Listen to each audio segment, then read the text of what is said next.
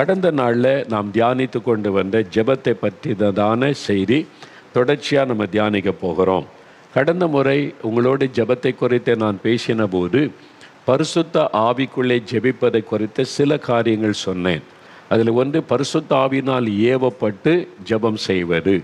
பரிசுத்த ஆவியானவர் சொல்லுகிற அந்த காரியத்தை உள்வாங்கி அதற்காக ஜெபம் செய்வது, அது ஒரு அனுபவம். இன்னொரு அனுபவம் நான் சொன்னேன், பரிசுத்த ஆவியினாலே நிறைந்து அந்நிய பாஷையிலே ஜெபம் பண்ணுவது. அப்படிலாம் ஒரு அனுபவம் இருக்குதாங்க அப்படின்னு சிலருடைய உள்ளத்தில் கேள்வி எழும்போம்.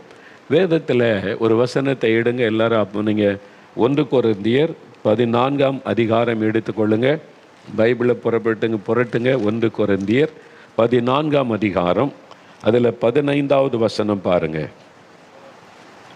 14வது வசனம், 1 கொரிந்தியர் 14 240வது பக்கம் புதிய ஏற்பாட்டில் எடுத்துட்டிங்களா? பவுல் சொல்லுகிறார், நான் அந்நிய பாஷையிலே விண்ணப்பம் பண்ணினால் என் ஆவி விண்ணப்பம் பண்ணுமே அன்றி என் கருத்து பயனற்றதாக இருக்கும். இப்படி இருக்க செய்ய வேண்டுவது என்ன? நான் ஆவியோடு விண்ணப்பம் பண்ணுவேன், கருத்தோடு விண்ணப்பம் பண்ணுவேன் என்று ஜெபத்தை பற்றி சொல்லும்போது அந்நிய பாஷையிலே ஜெபம் பண்ணுவேன் என்பதான ஒரு அனுபவத்தை சொல்லுகிறார். அப்போ ஆவில நிரம்பி அந்நிய பாஷையிலே ஜெபிக்கிறது ஒரு அனுபவம். கருத்தாக ஜெபிப்பதுன்னா அது சொல்கிறார்ல, வித் அண்டர்ஸ்டாண்டிங். அப்படின்னா நம்ம ஒரு காரியத்தை அறிந்து புரிந்து கொண்டு நினைவில் வைத்து ஜெபிப்பது.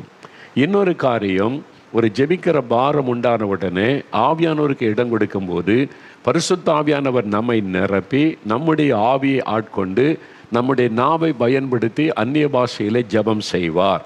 அது நமக்கு எதுக்காக ஜெபிக்கிறார்னு மைண்டுக்கு தெரியாது, கருத்து தெரியாது எதுக்காக ஜெபிக்கிறார்னு. ஆனால் நீங்கள் வளர வளர வளர அறிந்து கொள்ளுவீங்க ஆவியானவர் எதற்காக ஜெபிக்கிறார் என்று.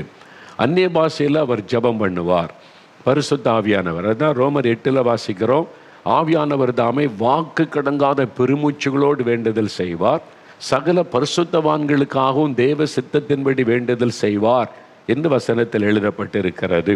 அப்போ இப்படி ஒரு அனுபவம் இருக்கிறது. பவுலுக்கு அந்த அனுபவம் இருந்தது.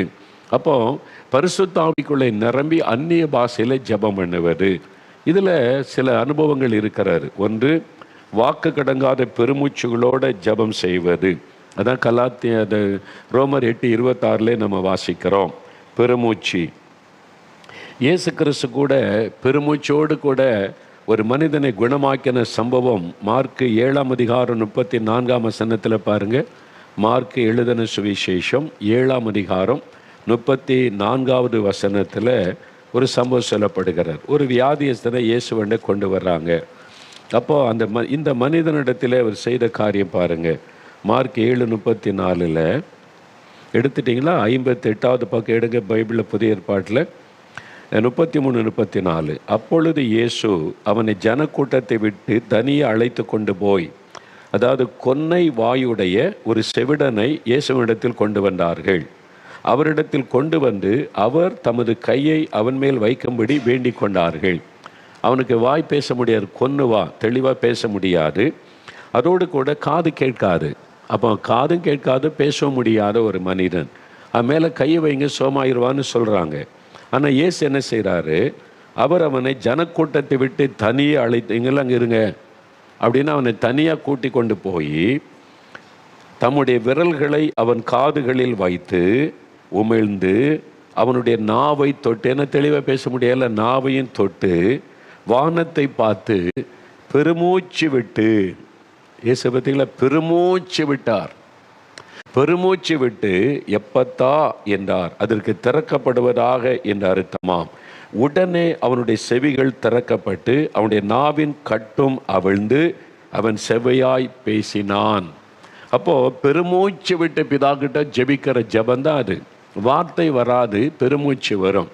அந்த மனிதனை பார்த்த உடனே இயேசுக்கு அவன் மேலே பாரம் உண்டாயிற்று. ஐயோ, இவனுக்கு காதும் கேட்கல, நாவும் பேச முடியல, எவ்வளோ கஷ்டப்படுவான். அந்த பாரம் அழுத்தினதுனால எல்லாருக்கும் மத்தியில் துக்கப்பட்டு பெருமூச்சு விட முடியாது. அதனால தனியாக அழைச்சிட்டு போய் அவனுடைய காதையும் தொட்டு நாவையும் தொட்டு பிதாவை நோக்கி பெருமூச்சு விடுகிறார். அது ஒரு ஜெபம், பெருமூச்சு விட்டு ஜெபிக்கிற ஜெபம், ஆவியில் ஜெபிக்கிற ஒரு ஜெபம் அது. அவர் பெருமூச்சு விட்டு அவர் ஜெபித்த உடனே காது திறக்கப்படுகிறது, நாவின் கட்டு அவிழுகிறது, சுகமாக்கிவிட்டான். சில சமயத்தில் அப்படி தான் ஆண்டவர் நடத்துவார். வார்த்தையே வராது, பெருமூச்சு தான் வரும். அப்போ அது ஒரு ஜெபத்தில் ஒரு அனுபவம், பெருமூச்சு விட்டு அழுவது. இது வேத புஸ்தகத்தில் சில சம்பவங்கள் மூலமாய் சொல்லப்பட்டிருக்கிறதை நீங்கள் பார்க்க முடியும். நீங்கள் எசேக்கியேல் 21ஆம் அதிகாரம் 6வது வசனத்தில் நீங்கள் வாசிக்கும்போது, எசேக்கியேல் 21ஆம் அதிகாரம் 6வது வசனம் பாருங்கள். எசேக்கியேல் 21:6 எடுத்துட்டிங்களா? பைபிளை திருப்புங்க, வேதத்தை திருப்பி கொஞ்சம் வசனத்தை நம்ம பார்க்கணும். எசேக்கியேல் 21:6 984வது பக்கம் பழைய ஏற்பாட்டில் ஆண்டவர் சொல்கிறார் பாருங்க. எடுத்துட்டிங்களா? எசேக்கியேல் 21:6 ஆதலால் மனுபுத்திரனே, உன் இடுப்பு நொறுங்கும்படி பெருமூச்சு விடு, அவர்கள் கண்களுக்கு முன்பாக மனம் கசந்து பெருமூச்சு விடு. இது ஒரு ஜெபம். அவங்கெல்லாம் பார்க்க பெருமூச்சு விடு. அப்படி பெருமூச்சு விட்டு ஆண்டவரிடத்தில் கதறுவது, இருதயத்துக்குள்ள ஒரு பாரம், அப்படியே பெருமூச்சு விடுவது, ஒரு காரியத்தை நினைத்து. ஏற்கனவே நான் சொன்ன கடந்த முறை பெருமூச்சு விட ஒரு குழந்தை சிறு பிள்ளை எடுத்துக்கிறோம். பெரும்பாலும் சிறு பிள்ளைகள் பெருமூச்சு விடுவதான் பார்த்துருக்குறோம். சில காரியத்தை கேட்கும், நீங்கள் கொடுக்கலன்னா அழும், பிடிவாதமாக 2 அடி கொடுத்து அழ ஆரம்பிக்குமா? சரி அழுகுதேன்னு அழுகையை நிறுத்துறதுக்கு அந்த பொருளை கொடுத்த உடனே டக்குன்னு இந்த பிள்ளை அழுகையை நிறுத்திடும். ஆனால் அப்படியே இழுக்கும், பார்த்தீங்களா? பெருமூச்சு அப்படியே இழுக்கும், அப்படியே இங்கேருந்து அடி வயிற்றுலேருந்து அப்படி இழுக்கும். அதான் பெருமூச்சு. அப்போ அந்த பாதிப்பு அந்த குழந்தையினுடைய உள்ளத்தில் அது பெருமூச்சாய் வெளிவருகிறார். அதே மாதிரி தேசத்தில் நடக்கிற சம்பவம், மனிதர்களை பார்க்கும்போது பாதிக்கப்பட்ட மக்கள் அவங்கள பார்க்கும்போது அழுக வருதில்லை, கண்ணீர் வருதில்லை, அதனுடைய உச்சக்கட்டம் தான் பெருமூச்சு. ஆவியானவர் அந்த பெருமூச்சை நமக்குள்ளே உண்டாக்கி அவர் பிதாகிட்ட பெருமூச்சோடு வேண்டுதல் செய்வார். அந்த மாதிரி பெருமூச்சோடு அவர் வேண்டுதல் செய்ததா உடனே அற்புதம் நடக்கும். என்னால் அது மனிதனால் உண்டாகிற விஷயம் அல்ல. ஆவியானவர் வாக்கு கடங்காத பெருமூச்சுகளோடு வேண்டுதல் செய்வார். நீங்கள் என்னைக்காவது அப்படி ஜெபிச்சிருக்கிறீங்களா? நான் பார்த்துருக்கேன். சில சமயம் சில தேசம் சில மக்களுக்கு குறித்து பேசும்போது பாரம் வரும், அழுக வரும், கண்ணீர் வரும், அப்புறம் வார்த்தை வராது. அப்படியே தரையில் விழுந்து கிடந்து அழுது வரும், ஏக்கம் வரும், வார்த்தையே வராது. அந்த மக்கள் மனக்கண் முன்னால் நிற்பாங்க. அந்த தேசம், அந்த மக்கள், அந்த பேர்டன் அப்படியே அழுத்தம், அப்படியே கண்ணீர் தான் வரும், பெருமூச்சு தான் வரும், வார்த்தையே வராது. அந்த மாதிரி ஜெபிக்கிற அனுபவம் பெற்றிருக்கிறீங்களா? அன்னை பல சமயங்களில் என்னுடைய தனி அறை ஜெபத்தில் நான் பார்த்துருக்கிறேன். சில சமயத்தில் பப்ளிக்கில் கூட அப்போ தான் முகங்குப்புற விழுந்து அழுவது. அது மாதிரி சில நடந்திருக்கிறது. நம்மளையும் அறியாதபடி அந்த பாரம் அழுத்தின உடனே அந்த மாதிரி ஒரு கண்ணீரும் பெருமூச்சும் வந்து விடும். அது மாதிரி பைபிளில் அதை குறித்து சொல்லி இருக்கிறதை பார்க்கிறோம். அதே மாதிரி எரேமியா 9:1 நீங்கள் வாசித்தீங்கன்னா, எரேமியா தீர்க்கதரிசன புஸ்தகம் 9ஆம் அதிகாரம் 1ஆம் வசனம் வாசிக்கும்போது பாருங்களேன், ஒருவருடைய ஜெபம் எழுதப்பட்டிருக்கு. என் தலை தண்ணீரும் என் கண்கள் கண்ணீருமானால் நலமாயிருக்குமே, அப்பொழுது என் ஜனமாகிய குமாரத்தை கொலையுண்ண கொடுத்தவள் நிமித்தம் நான் இரவும் பகலும் அழுவேனே. ஒரு பேர்டன், இரவும் பகலும் நான் அழுவேன் என் ஜனத்துக்காக. அப்படி ஒரு அனுபவம் இருக்குது இல்லை? ஜெபம், இரவும் பகலும் அழுகிற ஒரு ஜெபம், கதறுகிற ஒரு ஜெபம், அதில் நம்ம பார்க்கிறோம். புலம்பல் 2:18-19 எரேமியாவுடைய புலம்பல். எரேமியா தீர்க்கதரிசி ஒரு அழும் தீர்க்கதரிசி, வீப்பிங் ப்ராஃபட்னு சொல்லுவாங்க. ஜனங்களுக்காக ரொம்ப பாரம் கொண்டு ஆண்டவர் வெளிப்படுத்தின சம்பவத்தை வைத்து ஜெபித்த மனிதர். புலம்பல் 2ஆம் அதிகாரம் 18-19 வசனத்தில் பாருங்கள், அது சொல்லுகிறார். அதாவது 954வது பக்கத்தில், அவர்கள் இருதயம் ஆண்டவரை நோக்கி கூப்பிடுகிறது. சீயோன் குமாரத்தியின் மதிலே இரவும் பகலும் நதி அளவு கண்ணீர் விடு, ஓய்ந்திராதே, உன் கண்ணின் கருப்பு விழி சும்மா இருக்க ஒட்டாதே. இதில் இரவும் பகலும் கூப்பிடு. தேசத்தில் நடக்கிறது, மக்கள் பாதிப்பை பார்த்து இரவும் பகலும் கூப்பிடு. எழுந்திரு, ராத்திரியிலே முதற்சாமத்தில் கூப்பிடு. ஆண்டவர் சமூகத்தில் உன் இருதயத்தை தண்ணீரை போல ஊற்றிவிடு. அப்படிலாம் ஆவியானவர் சொல்லி வைத்திருக்கிறார். ராத்திரியில் எழும்பு, அதிகாலையில் நடுராத்திரில் எழும்பி கூப்பிடு, கதறு என்பதாக. அப்போ இப்படிலாம் ஒரு ஜெபம் இருக்கிறது. மக்களுக்காக பரிந்து பேசி கதறி அழுது ஜெபிப்பது. சிலர் இதெல்லாம் தேவையில்லைன்னு பேசுவாங்க பாருங்க. அந்த பைபிளில் அதெல்லாம் இருக்கிறது. இயேசுவே முகங்குப்புற விழுந்து கெத்செமனே தோட்டத்தில் ஜெபிக்கிறார். சிலர் இயேசு ஜெபிச்சிட்டார், முடிச்சிட்டார், நமக்கு அது தேவையில்லைன்னு வாங்க. இயேசு மாதிரியை காண்பித்தார். அடிச்சு வீட்டில் நடந்து வாங்கின அப்படி தானே பைபிளில் இருக்குது. நம்ம எப்படி ஜெபிக்கணும், எப்படியெல்லாம் அழணும், எப்படியெல்லாம் ஆத்துமாக்களை பரிதபிக்கணும், இயேசு மாதிரியை காண்பித்தான் தானே 1 பேதுருவில் நமக்கு எழுதப்பட்டு இருக்கிறது. அப்போ அது தேவையில்லைன்னு சொன்னால் பாருங்கள், அது அறியாமை, அவங்களுக்கு தெரியல. அதுதான் அதுக்கு அர்த்தம். அப்போ பவுல் கர்ப்ப வேதனைப்படுறார்ல, கர்ப்ப வேதனை என்ன, அடி வயிற்றுலேருந்து உண்டாகிற வேதனை இல்லை. கர்ப்ப வேதனைப்படுகிற பெண்களை பார்த்துருக்கீங்களா? சில சமயம் அப்படியே முனகுவாங்க, அழுவாங்க, சத்தமிடுவாங்க, அப்படியே ஒரு நிற்க முடியாது அந்த கர்ப்ப வேதனை வரும்போது. அந்த மாதிரி ஆத்துமாக்களுக்காக வேதனைப்படுவது, ஆவியானவர் நம்முடைய உள்ளத்தை நெருக்கி வேதனைப்படு. அப்போ அவங்க பெருமூச்சு விடுவாங்க. நீங்கள் கர்ப்பஸ்திரிகள் குழந்தை பெறப்போகிற சமயத்தில் பாருங்கள், பெருமூச்சு விடுவாங்க, இருக்க முடியாது, கதறுவாங்க. அந்த மாதிரி ஒரு ஆத்மாவுக்காக நம்முடைய இருதயத்தில் பாரம் வரணும் என்பது சொல்லப்பட்டிருக்கிறது. அப்படிலாம் புதிய ஏற்பாட்டில் இயேசு மரித்து உயிர்த்தெழுந்த பிறகு பவுலப்போஸ்தலன் அதை செய்கிறார். பவுலப்போஸ்தலன் தான் எழுதுகிற ரோமரில் இயேசு சிலுவையில் எல்லாம் செஞ்சு முடிச்சிட்டாரு, அல்ல அழாதங்க, ஜெபிக்காதங்கன்னு பவுல் சொல்லலை, ஜெபிங்கன்றாரு. கர்ப்ப வேதனைப்படுறேன், நீங்கள் என் கூட சேர்ந்து போராடுங்கன்றாரு. ஆவியான ஒரு வாக்கு கடங்காத பெருமூச்சோடு வேண்டுதல் செய்வார், ஆவியோடு இணைந்து ஜெபிங்கன்னு அதுக்கு தான் அவர் எழுதி வச்சிருக்கார். நான் அந்நிய பாஷையில் ஜெபிக்கிறேன், நீங்களும் ஜெபிங்க என்பது தான் குறிப்பிடுகிறார். தயவு செய்து இதை வசனத்தை புரிந்து கொண்டு ஜெபிக்க அர்ப்பணித்து கொள்ளுங்க. இந்த மாதிரி ஜெபம் நமக்கு அவசியம். சில சமயத்தில் நான் பார்த்துருக்கிற கண்ணீர் வரும், பெருமூச்சு வரும். அப்போ அப்படியே ஆவியானவர் ஜெபம் பண்ணுவார். நல்லா தெரியும் வார்த்தையை வர்றது அந்நிய பாஷையில் அந்த ஜெபம். சில சமயத்தில் அப்படி அந்நிய பாஷையில் ஜெபிக்கும் போது கண்ணீரும் கதறுதலும் வரும். அப்படியே கண்ணீர் ஆராய் ஓடும், அப்படியே அந்நிய பாஷை வந்துக்கிட்டே இருக்கும். அது மந்தாடி ஜெபிப்பார். சில சமயத்தில் அந்நிய பாஷை ஜெபம் வரும்போது யுத்தம் பண்ணுற மாதிரி ஜெபம் இருக்கும், அது யுத்த ஜெபம். ஆவியானவர் அந்நிய பாஷையில் அவர் பிசாசை எதிர்த்து யுத்தம் பண்ணுவார். அந்த மாதிரி யுத்த ஜெபம் பண்ணுவார். அந்த அந்நிய பாஷை டிஃப்ரெண்ட்டாக இருக்கும். அந்த பாஷையை வித்தியாசமாக இருக்கும், அதிகாரத்தோடு வரும், அப்படியே கோபத்தோடு வெளிப்படும். அது ஆவியானவர் பிசாசோடு யுத்தம் பண்ணுகிற ஒரு ஜெபம். இதெல்லாம் கூட ஒரு அனுபவம். இந்த மாதிரி இந்த அனுபவத்தை நீங்கள் உள்ளுக்குள்ளே வந்தால் தான் தெரியும். அப்போ நீங்கள் கேளுங்க, இந்த மாதிரி ஆவிக்குரிய அனுபவம், ஜெப அனுபவம் எனக்கு வேணும் ஆண்டவரே அப்படின்னு கேளுங்க. அப்போ பரிசுத்த ஆவிக்குள்ளே நிரம்பி ஜெபிக்கிற அனுபவம்.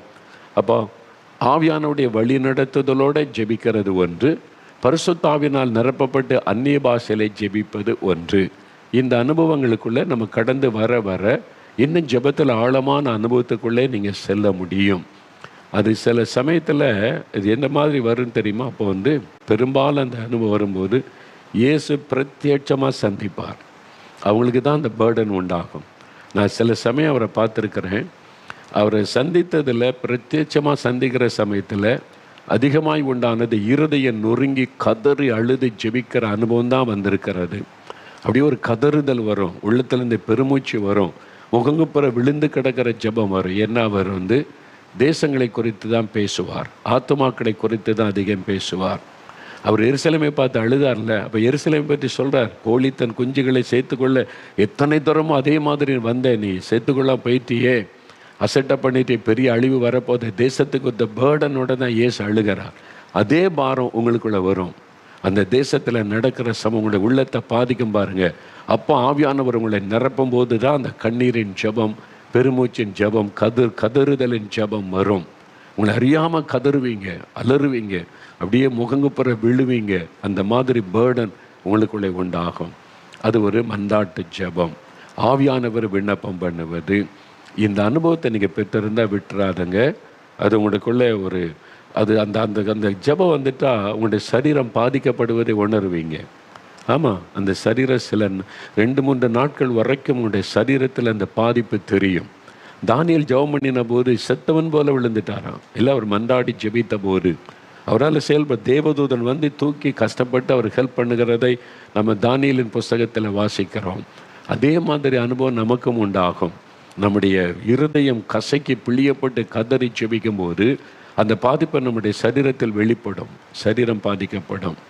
ஒரு சமயம் நான் அமெரிக்கா தேசம் போயிருக்கும்போது எனக்கு தெரிந்த ஒரு மகள் சின்ன வயசுலேருந்து ஊழியத்துக்கு ஒப்பு கொடுத்து கணவன் மனோடு சேர்ந்து ஊழியம் செய்கிற மகள், அவன் குழந்தைகளும் இருக்குது. என்னை பார்க்க அந்த மகள் வந்திருந்தாள். அவளை எனக்கு ரொம்ப காலமாக தெரியும்ல, பார்க்க அங்கே உங்கள்கிட்ட ஒரு முக்கியமான காரியம் பேசணும் என்ன விஷயமான்னு கேட்டேன். அவளுக்கு கணவர் வந்திருந்தாங்க. அவள் சொன்னால், திடீர்னு நான் சமையல் பண்ணிக்கிட்டு இருப்பேன், வீட்டு வேலை செய்துக்கிட்டு இருப்பேன், திடீர்னு ஒரு அபிஷேகம் இறங்கும், ஆவியானவர் ஜெபிக்க ஏவுவார். அப்போ உடனே அந்த சமையல் எல்லாத்தையும் அப்படியே விட்டுட்டு போய் முழங்கால் படிக்கிட்டா ஒரு கர்ப்ப வேதனை வரும், கதறுதல் வரும், பெருமூச்சு வரும், அழுகை வரும், வார்த்தையே வராது, அந்நிய பாஷை வரும். அப்படியே விழுந்து கடந்து அழுவேன். அப்படியே அந்த ஆவியானவர் விண்ணப்பம் பண்ணுகிறார் என்பது எனக்கு நல்லா தெரியும். அமெரிக்காவில் இருக்கிற சில காரியங்கள் என் உள்ளத்தை பாதித்தது. வாலிபர்கள், வாலிப பிள்ளைங்கள், அது என் உள்ளத்தை பாதிச்சனால ஆவியானவர் அந்த பாதிப்பை உண்டாக்கி ஜெபிக்க வைப்பார். நான் வெகு நேரம், பல மணி நேரம் கதறிக்கொண்டு படுத்து கிடந்து அப்படியே அழுது ஜெபிச்சுக்கிட்டு இருப்பேன். அப்போ அதுக்கு பிறகு 2-3 நாட்கள் என்னால் எழுந்திருக்க முடியாது, ஒன்றுமே செய்ய முடியாது. சரீரம் ரொம்ப பலவீனமாயிரும். என் கணவர் சொல்லுவாங்க, எதுக்கு இப்படி கிடந்து அழுது ஜெபிக்கிற, எதுக்கு இப்படி கஷ்டப்பட்டுட்டு அப்புறம் 3 நாளாக நீ வேதனைப்பட்டுக்கிட்டு இருக்க, சரீரெல்லாம் பலவீனப்பட்டு, இதெல்லாம் வேண்டிய அமைதியாக ஜெபம் பண்ணால் போதாதான்னு சொல்லி நான் சொல்கிறேன், நானாக இருக்க, ஆவியானவர் வருகிறார், என்னை ஜெபிக்க வைக்கிறார். அது ஆவியானவர் கண்ட்ரோல் எடுத்து என்னை ஜெபிக்க வைக்கிறார், நான் இடம் கொடுக்குறேன், அவ்வளவுதான். அப்போ அவர் சொன்னால் எனக்கு வேண்டாங்கள், இது எனக்கு புதுசாக இருக்குது, இந்த அனுபவம் எனக்கு வேண்டாம், சரீரம் பாதிக்கப்படுது, 2-3 நாள் வரைக்கும் என்னால் ஒன்றும் செய்ய முடியாமல் டயர்ட் ஆகிடுறேன். ஒரு முறை அந்த ஜெபம் வந்துட்டால் பல மணி நேரம் அந்த ஜெபம் நடக்கும், அதுக்கு பிறகு 2-3 நாள் பாதிக்கப்பட்டுரும். நான் அவளை பார்த்து சொன்னேன், இது மந்தாட்டின் ஜெபம். ஆவியானவர் உனக்குள் இறங்கி இந்த தேசத்தில் இருக்கிற வாலிபர்கள் இது குறித்து நீ பாரப்படுறல்ல, அந்த பாரத்தை உனக்குள் உண்டாக்கி ஜெபம் பண்ணுகிறார். அந்த ஜெபம் இது எல்லாருக்கும் கிடைக்கிறது அல்ல, இதை தேவன் உனக்கு கிருபையாக கொடுத்தது, வேண்டான்னு சொல்லாத. ஆண்டவர் கிருபை தருவார், பலன் தருவார். அவருடைய கணவரோடும் பேசினேன். இது ஒரு அனுபவம். இது பைபிளில் சில பரிசுத்தவான்களுக்கு அந்த அனுபவம் இருந்தது. தானியலுக்கு இருந்தது, எரேமியாவுக்கு இருந்தது, அப்படிலாம் இருந்தது. அதனால வேண்டான்னு சொல்லாது, இது தேவனுடைய கிருபை. சரி அங்கிள் அப்படின்னு சொன்னான். அதன் பிறகு பாருங்க, அதே மகளை அமெரிக்காவில் இருக்கிற வாலிபர் மத்தியில் வல்லமையாக பயன்படுத்துகிறார். இன்னைக்கு பலத்த விதமாக பயன்படுத்துகிறார், பல தேசங்களை கொண்டு போய் பயன்படுத்துகிறார். காரணம் அந்த ஜெபந்தான். அப்போ ஆவியானவர் கொடுக்க அந்த அனுபவத்தை தரும்போது சரீரத்தில் பாதிப்பு வரும். நான் கூட அந்த மாதிரி விழுந்து ஜெபிச்சுட்டா உடம்பெல்லாம் வலிக்கும், பலவீனமாயிரும். அது மேலே சில மணி நேரங்கள் எழுந்திருக்க முடியாது. அந்த பாதிப்போடு கூட ஜெபிப்பார். அப்போ இயேசு கிறிஸ்து கெத்செமனே தோட்டத்தில் முகங்குப்புற விழுந்து ஜெபித்த போது என்ன நடக்கும், சரீர பலனெல்லாம் இழந்துட்டார் கெத்செமனே தோட்டத்திலேயே. அப்போ எவ்வளோ பாடுகள் நமக்காகப்பட்டார், யோசித்து பாருங்கள். நாமும் அவரோடு இணைந்து ஜெபிக்க அர்ப்பணித்து கொள்ளுவோம். இது ஒன்று. அடுத்து 4வது ஒரு ஜெபம். இப்போ 3 தான் பார்த்துருக்குறோம்ல, இப்போ 4வது ஒரு ஜெபம், தேவனுடைய சித்தத்தின்படி ஜெபிக்க வேண்டும். எப்படி ஜெபிக்கணும்? ஆவியில் நம்ம ஜெபிக்கணும், அதே சமயத்தில் தேவ சித்தத்தின்படி ஜெபிக்கணும். ஜெபிக்கும்போது அது முக்கியம். வேத புஸ்தகத்தில் 1 யோவான் 5:14 பாருங்கள். 1 யோவான் 5:14, நாம் எதையாகிலும் அவருடைய சித்தத்தின்படி கேட்டால் அவர் நமக்கு செவி கொடுக்கிறார் என்பதே அவரை குறித்து நாம் கொண்டிருக்கிற தைரியம். பாருங்கள், 1 யோவான் 5ஆம் அதிகாரம் 14வது வசனம், 330வது பக்கம் புதிய ஏற்பாட்டில் பார்த்தீங்களா, நாம் எதையாகிலும் அவருடைய சித்தத்தின்படி கேட்டால் அவர் நமக்கு செவி கொடுக்கிறார் என்பதே அவரை குறித்து நாம் கொண்டிருக்கிற தைரியம். அப்போது நம்முடைய ஜெபம் தேவ சித்தத்தின்படி இருக்கணும். நம்ம என்ன கேட்டாலும் தருவேன் இருக்கார்ல, எதை வேணாலும் கேட்கலாம் அப்படின்னா இல்லை, அப்படி கிடையாது. தேவ சித்தத்தின்படி நம்ம கேட்டால் தான் அதை பெற்றுக்கொள்ள முடியும். சில சமயம் நம்முடைய ஜெபத்துக்கு பதில் வராதது போல் இருக்கும். ஜெபத்துக்கு பதில் வரலையே. சில சமயத்துக்கு நம்முடைய ஜெபத்துக்கு நாம் எதிர்பார்த்தபடி பதில் வராது. நம்ம ஒன்று கேட்போம், அப்படி பதில் வராது. அதனால சிலர் சோர்ந்து போவாங்க. நான் ஜெபிக்கிறேன், பதில் வரல, நான் கேட்ட மாதிரி நடக்கலை, அதனால ஜெபத்தில் சோர்ந்து போவாங்க. ஏன் தெரியுமா? அப்போ நீங்கள் யோசிக்கணும், நீங்கள் ஜெபித்தது தேவ சித்தத்தின்படி ஜெபிச்சிங்களா அப்படின்னு நீங்கள் யோசிக்கணும். அவரால் எதையும் செய்ய முடியல, எதையும் செய்ய முடியும் தான், ஆனால் தேவ சித்தம் ஒன்று இருக்குல்ல, எதையும் செய்ய முடியும்னு சொல்லி, ஆண்டவரே நான் தார் ரோட்டில் ட்ரெயின் ஓட்டணும், அந்த ட்ரெயின் கொடுங்க, எனக்கு அற்புதம் செய்யுங்கன்னா செய்வாரா? ஆண்டு சொல்ல, உனக்கு புத்தி இருக்குதா? மூளை கொடுத்துருக்காருல்ல. ரயில்வே தார் ரோட்டில் எப்படி ட்ரெயின் ஓடும்? புத்தி இருக்குதா உனக்கு? கப்பல் எப்படி ரோட்டில் ஓடும்? கடலில் தானே ஓடும். இது அறிந்து கொண்டு சொல்லுவார். அதனால் முட்டாள்தனமாக நம்ம பேசக்கூடாது. நம்ம நினைக்கிறெல்லாம் பேசி ஆண்டவர் தான் அது செய்ய முடியுமே, இதை செய்ய முடியுமே, ஏன் செய்யக்கூடாது அப்படிலாம் பேசக்கூடாது. தேவ சித்தத்தின்படி ஜெபிக்க நம்ம தான் பழகணும். அதனால தான் ஜெபத்தை பற்றி முழுமையாக வேதம் என்ன சொல்லுதுன்னு கவனிக்கணும். ஏன்னா சிலர் பாருங்கள், யாக்கோபு 4ஆம் அதிகாரம் 3ஆம் வசனம் பாருங்களேன். ஏன் நம்ம சில சமயம் பெற்றுக்கொள்வதில்லை? ஜெபத்துக்கு பதிலை ஏன் பெற்றுக்கொள்வதில்லை? ஏன் ஆண்டவர் பதில் கொடுப்பதில்லை? யாக்கோபு 4:3 பாருங்க. 315 பக்கம் எடுத்துட்டிங்களா? அந்த பாருங்க. நீங்கள் விண்ணப்பம் பண்ணியும் உங்கள் இச்சைகளை நிறைவேற்றும்படி செலவழிக்க வேண்டும் என்று தகாத விதமாய் விண்ணப்பம் பண்ணுகிறபடியால் பெற்றுக்கொள்ளாமல் இருக்கிறீர்கள். ஏன் ஜெபத்துக்கு பதில் வர மாட்டேங்குது? விசுவாசத்தோடு தான் ஜெபிக்கிறீங்க, உபவாசித்து தான் ஜெபிக்கிறீங்க, ஆனால் ஜெபத்துக்கு பதில் வர மாட்டேங்குது. ஏன்? ஆண்டவரே சொல்கிறார், நீங்கள் விண்ணப்பம் பண்ணியும் உங்கள் இச்சைகளை நிறைவேற்றும்படி செலவழிக்க வேண்டும் என்று தகாத விதமாய் விண்ணப்பம் பண்ணுறீங்க. உங்கள் ஜெபம் தகாத விதமாக இருக்குது. உங்களுடைய மாம்ச இச்சையை நிறைவேற்றுகிற மாதிரி அந்த ஜெபம் இருக்கிறது. அந்த ஜெபத்துக்கு பதில் வராது. அதனால் நம்ம விரும்பினதெல்லாம் கேட்டு பெற்றுக்கொள்ளலான்னு நீங்கள் வேண்டாததெல்லாம் கேட்கக்கூடாது. தேவ சித்தத்தின்படி கேட்டு ஜெபிச்சு பழக வேண்டும். அப்போ தான் ஜெபத்துக்கு பதில் வரும். அதனால் உங்கள் விருப்பத்தை நிறைவேற்றுகள்லாம் கேட்டு கேட்டு கேட்டு ஆண்டவர் பதில் தர மாட்டேங்கிறாருன்னா அவர் தரமாட்டார். அது உங்களுக்கு ஆபத்து, உங்களை கண்ணியில் அகப்படுத்தி விடும், உங்களுக்கு பாதிப்பை கொண்டு வந்து விடுன்னு ஆண்டவருக்கு தெரியும். அதனால் அதுக்கு சரி, சின்ன பிள்ளை தெரியாமல் கேட்குதுன்னு அமைதியாக இருப்பார். அவருக்கு தெரியும், பதில் கொடுக்க மாட்டார். அப்போ தேவ சித்தத்தின்படி தான் நம்ம கேட்கணும் என்பதில் கவனம் செலுத்தணும். இயேசு கிறிஸ்து கூட ஜெபத்தில், பரமண்டல ஜெபத்தில் என்ன சொல்கிறார்? ஆண்டவரை, பரலோகத்தில் நம்முடைய சித்தம் செய்யப்படுவதை போல பூமியிலே செய்யப்படுவதாக. அப்படி சித்தத்துக்காக ஜெபம் செய்வது. கெத்செமனே தோட்டத்தில் இயேசு ஜெபிக்கிறார், இந்த பாத்திரம் என்னை விட்டு நீங்கணும். இயேசுவுக்கு அந்த பாத்திரத்தில் பானம் பண்ண முழுமையான விருப்பம் இல்லை. அது பிதாவுடைய முகத்தை மறைக்கும், அதனால வேண்டான்னு நினைக்கிறார். 3 முறை ஜெபிக்கிறார். 3 முறை ஜெபிக்கும் போது என்ன, ஆகிலும் என் சித்தத்தின்படி அல்ல, உம்முடைய சித்தம். பிதாவே, உம்முடைய சித்தம். எனக்கு இது விருப்பம், இது பாத்திரம் வேண்டாம், ஆனால் உம்முடைய சித்தம் நிறைவேறட்டும். பிதாவின் சித்தத்துக்கு ஒப்பு கொடுத்து ஜெபிக்கிறார். பிதாவின் சித்தம் அந்த பாத்திரத்தில் பானம் பண்ணுவது என்பதை அறிந்த உடனே இயேசு அதை சந்தோஷமாக ஏற்றுக்கொண்டார். அவர் விலகி ஓடவில்லை. அது மாதிரி பிதாவின் சித்தத்துக்கு ஒப்பு கொடுத்து இயேசு ஜெபித்ததுனால தேவதூதன் உடனே பலப்படுத்தி, அந்த ஜெபம் பண்ணின போது அப்பொழுது தேவதூதன் இயேசுவை பலப்படுத்தினான் என்று லூக்கா 22, 42, 43 நீங்கள் வாசிக்க முடியும். இப்போ தாவீது வாழ்க்கையில் எனக்கு தாவீதுடைய கேரக்டர் ரொம்ப பிடிக்கும். வேத புஸ்தகத்தில் மோசே, தாவீது, இந்த தாவீது வாழ்க்கையில் ரொம்ப கவனமாய் பார்க்க வேண்டிய விஷயம் என்னென்னா, அவர் எப்பொழுதும் தேவனிடத்தில் விசாரித்து செயல்படுகிறவராக இருந்தார். 2 சாமுவேல் 2 எடுத்துக்கொள்ளுங்க. இப்போ சவுல், தாவீதுக்கு விரோதமாக எழும்பினது யார்? சவுல் ராஜாவும் அவனுடைய குமாரனும் இறந்துட்டாங்க யுத்தத்தில். அப்போ தாவீதுடைய எதிராளி இறந்துட்டான்.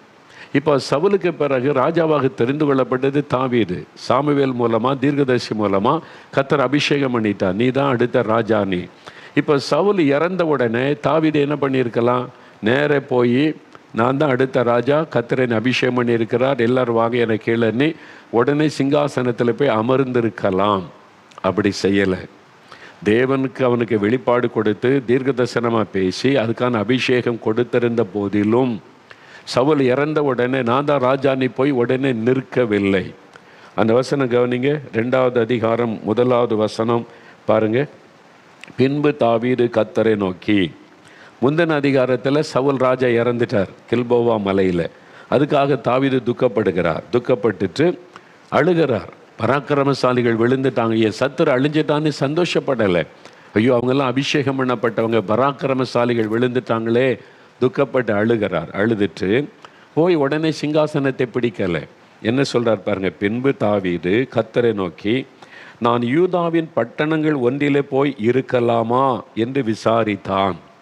ஆண்டவரிடத்தில் எவ்வளோ ஆண்டவரே, சவுல் இறந்துட்டாரு, நான் இப்போ யூதாவில் சவுல் இருக்க வரைக்கும் யூதா பட்டணத்தில் போக முடியல, அவர் என்னை பகைச்சார், என்னை கொல்ல தேடினார், அதனால விலகி இருந்தேன். இப்போ நான் போய் யூதாவில் இருக்கிற ஒரு பட்டணத்தில் இருக்கலாமா? கர்த்தரிடத்தில் விசாரிக்கிறார். எவ்வளோ அழகான ஜெபம் பார்த்தீங்களா? தேவ சித்தம் என்ன என்பதை அறிந்து கொள்வதில் கவனம் செலுத்தினா தாவீது. அந்த தடமாறிட்டில் நான் செய்கிறேன்னு துணிஞ்சு போகவில்லை. அவர் கேட்கிறார். அதுக்கு கர்த்தர் சொல்கிறார், போ. அவ்வளோதான் பதில். நீங்கள் அதை நல்ல வாசி பாருங்கள். நான் யூதாவில் இருக்கிற ஒரு பட்டணம் ஒன்றிலே போய் இருக்கலாமா? சரி, போ. அடுத்து அவர் எவ்விடத்திற்கு போகலாம் என்று தாவீது கேட்டதற்கு அப்பொழுதுதான் கர்த்தர் சொல்லார், எபிரோனுக்கு போ என்றார். அந்த ஒரு வசனத்துக்குள்ள எவ்வளோ பெரிய சத்தியம் அடங்கி இருக்கு பாருங்க. தாவீது இப்போ கேட்குறார், சவுல் இறந்துட்டாரு, இப்போ எனக்கு யூதாவில் என்னை எதிர்க்க ஆள் இல்லை, நீங்கள் என்னை ராஜாவை அபிஷேகம் பண்ணிட்டீங்க, நான் போகிறேன், இப்போ ராஜா ஸ்தானத்தை எடுத்துக்கொள்றேன்னு சொல்லலை. சவுல் இறந்துட்டாரு, நான் யூதாவின் பட்டணத்தில் ஒன்றில் போய் இருக்கலாமா விசாரிக்கிறார். உம்முடைய சித்தம் என்ன? ஆண்டவர் சொல்றார், போ அப்படின்ட்டார். இப்போ அடுத்த கேள்வி, எங்கே போகிறது? தான் விரும்பின இடத்துக்கு போகலை. எனக்கு அங்கே என் ஊர் இருக்குது, நான் போய் பெத்லகேம் போகிறேன், எருசலேம் போகிறேன்னு அவர் சொல்லலை. எந்த பட்டணத்துக்கு போகிறது ஆண்டவரேன்னு விசாரிக்கிறார். தேவ சித்தத்தை அறிகிறதில் தாவீது கவனமாக இருந்தார். அதனால் ஆண்டவர் சொல்றார், எபிரோனுக்கு போ. அப்போ கர்த்தர் சொல்லி தான் ஹெப்ரோனில் போய் தாவீது இருக்கிறார். இதெல்லாம் பாருங்கள், தாவீது இடத்துல காணப்பட்ட சிறப்பு. தேவ சித்தத்தின்படி அவர் எல்லாத்தையும் செய்தார். நீங்கள் என்ன செய்கிறீங்க? நிறைய பேர் பிள்ளைக்கு கல்யாணத்துக்கு மாப்பிள்ளை பார்க்குற, பொண்ணு பார்க்குற, நீ அவர் என்ன படிச்சிருக்காரு, சம்பாதிக்கிறார், வேலையில் இருக்கிறாரு, பணம் இருக்குது, வசதி இருக்குது, கல்யாணம் பண்ணிவிட்டு அப்புறம் ஜெபம் பண்ணி தானே செஞ்சோம் பிரதர். ஏன் அப்படி ஜெபம் பண்ணீங்க? கர்த்தர்கிட்ட விசாரிச்சிங்களா? இந்த பையனுக்கு என் பொண்ணை கொடுக்கலாமான்னு விசாரிச்சிங்களா? என்னுடைய பொண்ணுக்கு இந்த பையனை கொடுக்கலாமான்னு விசாரிச்சிங்களா? இல்லை இந்த பொண்ணுக்கு இந்த பையனை ஒழுங்கு பண்ணலாமான்னு கேட்டிங்களா? நீங்களா முடிவு பண்ணீங்க, நீங்களா யோசித்தீங்க, எல்லாம் பண்ணிவிட்டு ஜெபம் பண்ணி செய்தோம். ஜெபம் பண்ணி எல்லா கிறிஸ்தவங்களும் எல்லாத்துக்கும் நான் ஜெபிக்கிறேன். குடிக்கிற கிறிஸ்தவன் கூட குடிக்கிற கூட ஜெபம் பண்ணிட்டு குடிக்கிறானே. அப்போ ஜெபம் பண்ணி செய்தன்ற முக்கியம் இல்லை, விசாரிக்கணும், தேவ சித்தத்தை அறியணும், அதுதான் முக்கியம். நான் ஜெபம் பண்ணி தான் பிஸ்னஸ் ஆரம்பித்தேன், ஜெபம் பண்ணி தான் வீடு கட்டினேன், ஜெபம் பண்ணிங்க. கர்த்தரிடத்தில் கேட்டீங்களா? விசாரித்தீங்களா? தேவ சித்தமாக நீ அறிஞ்சிங்களா? அதான முக்கியம். தேவ சித்தத்தை அறிந்து செயல்படுவது தான் முக்கியம். தேவ சித்தத்தை அறிந்து நீங்கள் ஜெபிச்சா அந்த ஜெபத்துக்கு உடனே பதில் வரும், அற்புதம் நடக்கும். நான் சென்னையில் பாடியில் தான் இருந்தேன் 12 வருஷமாக. அங்கே தான் எனக்கு சோகமாச்சு. அங்கே வச்சு தான் அப்புறம் நான் ரட்சிக்கப்பட்டு ஊழிய அனுபவம்லாம் அங்கே வச்சு தான் எனக்கு நிறைய ஊழியங்கள்லாம் செய்ய ஆரம்பித்து பைபிள் காலேஜுக்கு அங்கேருந்தா போய் படிச்சுட்டு வந்தேன். எல்லாமே அந்த உள்ள சபை, அங்கே உள்ள நிறைய பேர் பழக்கம். சென்னையில் அப்போ என்னுடைய தகப்பனார் பிஸ்னஸ் செய்துட்டு ஒரு டைம் வந்த பிறகு சொந்த கிராமத்தில் இருக்கணும், இனி சென்னை வேண்டான்னு என்னுடைய தகப்பனார், என் தாயார் எல்லாம் 4 மாவடிக்கு ஷிஃப்ட் ஆகிட்டாங்க. கடைசி காலத்தில் சொந்த கிராமத்தில் இருக்கலான்னு சொல்லி. அப்போது எங்களுக்கு அங்கே ஒரு வீடு இருந்தது. ஒரு வீடு பின்னால் ஒரு 4 வீடு வாடகைக்கு வரும். வாடகை கொடுத்துருந்தோம். வாடகைக்கு ஆட்கள் இருந்தாங்க, வாடகை பணம் வரும். முன்னால் ஒரு பெரிய ஹால்லாம் இருக்கிற மாதிரி இடமெல்லாம் இருந்தது. ஒரு ரோட், நல்ல மெயின் ரோட்டில் ஒரு வீதியில். அப்போது என்னுடைய எனக்கு 3 சகோதரர்கள். என்னுடைய அண்ணன் 2 தம்பி. யாருமே பாடியில் இல்லை, சென்னையில் இல்லை. எல்லாம் 2 பேர் 4 மாடிக்கு வந்துட்டாங்க. ஒரு தம்பி பாம்பே போயிட்டா, யாருமே இல்லை. நான் மட்டும்தான் அங்கே இருந்தேன். அப்போ நான் ஊழியத்துக்கு அர்ப்பணிச்சிருக்கிறேன், அழைக்கப்பட்டு ஒப்பு கொடுத்துருக்கிறேன். என் பெற்றோர் என்னை கூப்பிட்டு பைபிள் காலேஜில் படிச்சுக்கிட்டு இருக்கிறேன். அப்போ என் பெற்றோர் என்னை கூப்பிட்டு எங்கள் அம்மா சொன்னாங்க, நீ தான் சென்னையில் இருக்கிற வீடு, அந்த 4 வீடு வாடகை வர்றதெல்லாம் உனக்கு ஓன் ஷேராக நாங்கள் எழுதி தந்துடுறோம், நீ தானே அங்கே இருக்கிற, நீ அங்கே இருந்த ஊழியம் செய் அப்படின்னு சொன்னாங்க. உன்னுடைய சகோதரர்களுக்கு நம்ம ஊரில் இருக்கிற தென்னந்தோட்டம், மாந்தோட்டம், வயல் நிலருக்கு அதை ஷேர் பண்ணி கொடுக்குறோம், உனக்கு அந்த இடத்த வச்சுக்க. நாங்கள் அப்பாவும் நானும் தீர்மானம் பண்ணோம். நான் கேட்கல, எங்கள் அம்மாவே கூப்பிட்டு எங்கள் அப்பா அம்மாவே தீர்மானம் பண்ணி எனக்கு தர்றேன்னு சொல்கிறாங்க. நீ அதை வச்சுக்க, நீ அங்கே இருந்து ஊழியம் செய்ய அப்படின்னு. நான் என்ன பண்ணியிருக்கணும்? கர்த்தருக்கு ஸ்தோத்திரம். இப்போ பண கஷ்டம் இல்லை, வாடகை காசு வருது. முன்னால் ஒரு பெரிய ஹாலில் இருக்கிற மாதிரி பெரிய இடம் இருக்குது. அதை கொஞ்சம் சரிப்படுத்திட்டா ஜபக்கூட்டம் நடத்தலாம், ப்ரேயர் நடத்தலாம், ஆஃபீஸ் வைக்கலாம், எல்லா வசதியும் இருக்குது. சொந்தமான இடம். இன்றைக்கி கோடி பேரும் அந்த இடம் இருக்குது. அப்போ நான் என்ன பண்ணல, நான் கேட்கவே இல்லையே, அவங்களா கூப்பிட்டு எங்கள் அப்பா அம்மாவே உன் ஷேரை தரோன்னு சொல்கிறாங்க. என்ன பண்ணியிருக்கலாம்? கர்த்தருக்கு ஸ்தோத்திரம், ஆண்டவராக தந்திருக்கிறார். ஓகே, இந்த இடத்துல என்ன ஊழியம் செய்யலாம், நாங்கள் தானே 12 வருஷம் இருக்கிறேன்னு சந்தோஷமாக ஜபம் பண்ணி ஆரம்பிச்சிருந்தா என்ன நடந்திருக்கும்? கர்த்தர் கொடுத்துட்டாரு, ஜபம் பண்ணுறேன், ஸ்தோத்திரம் பண்ணி ஜப கூட்ட ஆரம்பிச்சிருவோம், ஆஃபீஸ் வச்சுருவோம், இங்கேருந்து ஊழியம் செய்யலைன்னு ஆரம்பிச்சிருந்தா என்ன நடந்திருக்குன்னு நினைக்கிறீங்க? நான் அப்படி தீர்மானிக்கலை. நான் ஆண்டவர்கிட்ட போய் முழங்கால் படிக்கிட்டு காத்திருந்து ஜெபம் பண்ணேன். ஆண்டவரே, எங்கள் அப்பா அம்மா அப்படி சொல்கிறாங்க, இந்த சொத்தை என் பேருக்கு தர்றேன், இந்த வீடெல்லாம் வச்சுக்க, இந்த இடத்த வச்சுக்க, ஊழியம் செய்யணும்னு சொல்கிறாங்க, நீங்கள் என்ன சொல்கிறீங்க? ஏன்னா அவர் தானே எஜமான். நான் இப்படி ஊழியத்தை தீர்மானிக்க முடியும்? எந்த ஊழியக்காரரும் மனதில் கொள்ள வேண்டிய ஒரு சத்தியம் எனக்கு இயேசு கற்றுக் கொடுத்தார். அவர் எஜமான். நான் இஷ்டப்படி தீர்மானிக்க முடியாது. இலவசமாக தர்றாங்கன்றதுக்காக தீர்மானிக்க முடியுமா? நான் சொன்ன ஆண்டவரிடத்தில் நான் என்ன செய்யணும், அவங்க சொல்கிறாங்க என்ன செய்யணும். நான் இந்த சொத்து மேலே இடத்து மேலே ஆசைப்படவே இல்லை. அது எனக்கு வந்தால் நல்லது நினைக்கவே இல்லை. நான் மனம் திறந்து ஆண்டவர்கிட்ட பேசுனேன். ஆண்டவர் சொன்னார், இது உனக்கு தேவையில்லை, நீ இங்கே இருக்க போகிறதில்ல, நீ சொந்த கிராமத்துக்கு போ, 4 மாவட்டத்திலிருந்து தான் என் ஊழியத்தை செய்யணும், go back to your own வில்லேஜ்ன்னு சொன்னார். ஆண்டவருடைய வார்த்தைக்கு கீழ்ப்படிந்து எங்கள் அப்பா அம்மாட்ட சொன்னேன், எனக்கு இந்த சொத்து வேண்டாம், இடம் வேண்டாம், ஆண்டவர் 4 மாடிக்கு நான் வர சொல்கிறேன், இங்கே வந்து ஊழியம் செய்கிறேன். 4 மாடிக்கு வந்தேன்.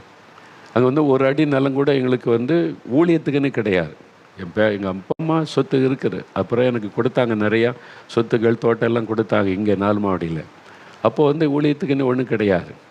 அப்போ சிலர் சொல்லுவாங்க வந்து, நீங்கள் கிராமத்தில் இருக்கிறனால தான் உங்களுடைய ஊழியத்தை ஆசீர்வதிச்சிருக்கிறாரு அப்படின்னு. இல்லை, தப்பு. கிராமத்தில் இருக்கிறதுனால ஆசீர்வதிக்கலை. அப்போ சென்னையில் இருக்கிற ஊழியம் ஆசீர்வதிக்கப்படலை. எத்தனை ஊழியங்கள்னால ஆசீர்வாதமாக நடக்குதில்லை? அப்படி இல்லை, தேவ சித்தத்துக்குள்ளே இருக்கிறதுனால ஆசீர்வாதம். அதனால நான் தைரியமாக ஜெபிக்க முடியுது. நீங்கள் சொன்னீங்க, நான் வந்து இருக்கிறேன், நீங்கள் செய்யுங்க, உரிமையாக ஜெபிக்க முடியும். அந்த ஜெபத்தில் வல்லமை இருக்குது. ஏன்னா தேவ சித்தத்துக்குள்ளே இருக்கிறதுனால. நான் 4 மாவட்டத்தில் கத்தர் கொண்டு வந்து வச்சதுனால தான் கொரோனா காலத்தில் எல்லா இடமும் மூடப்பட்ட போது இங்கிருந்து உலகமெல்லாம் செய்தி போனது. தேவனுடைய திட்டம் அது. இன்றைக்கு வரைக்கும் உலகத்தில் 167 நாடுகளுக்கு 4 மாவட்டத்திலிருந்து செய்தி போகிறது. நான் தேவன் என்ன சொல்கிறார் நீ கேட்டு செய்ததுனால மட்டும்தான், தேவ சித்தத்துக்குள்ளே இருக்கிறதுனால. நல்லா அறிந்து கொள்ளுங்க.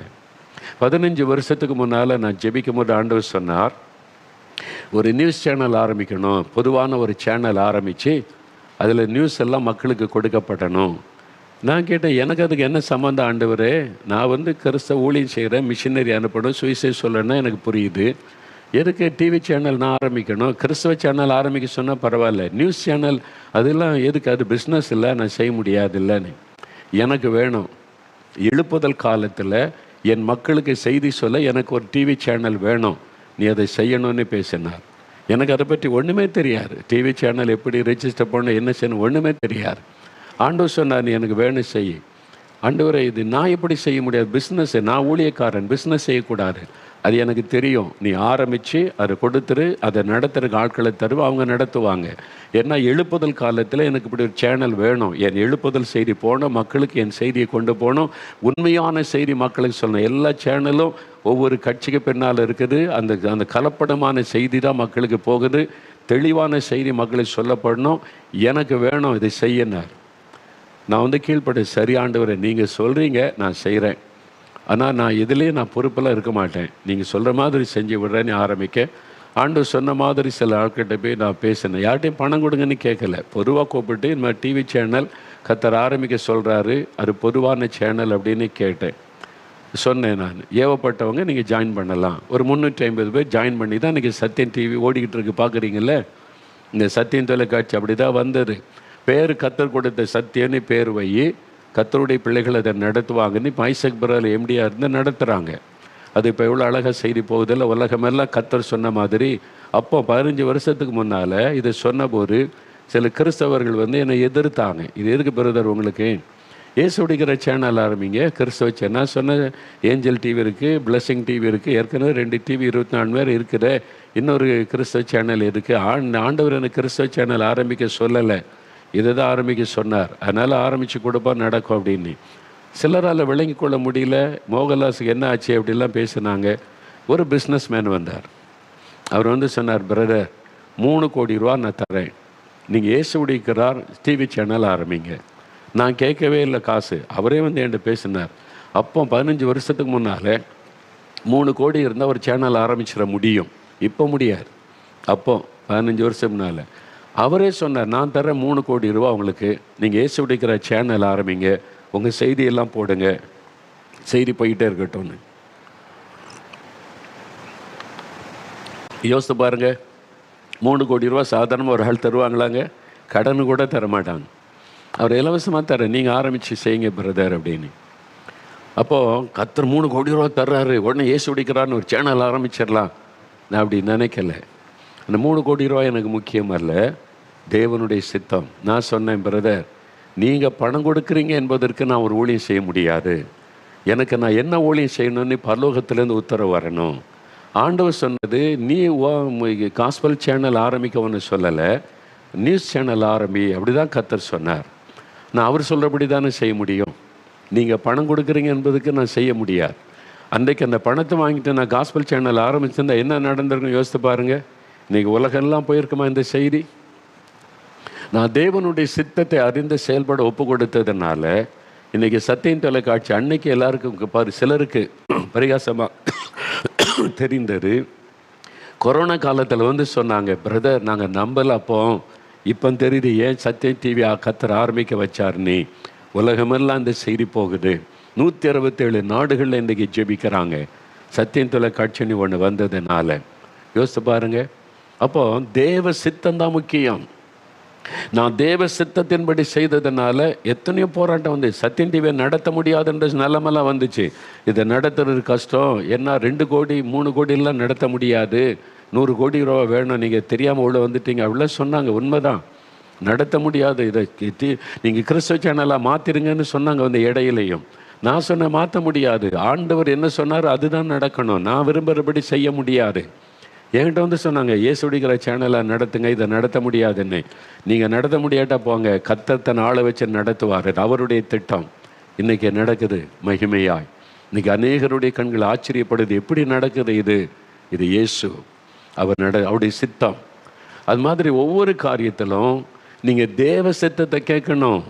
பணம் வருதுன்றக்காக உங்கள் இஷ்டத்துக்கு செய்ய இடம் வாங்குறது, வீடு கட்டுறது, கார் வாங்குறது.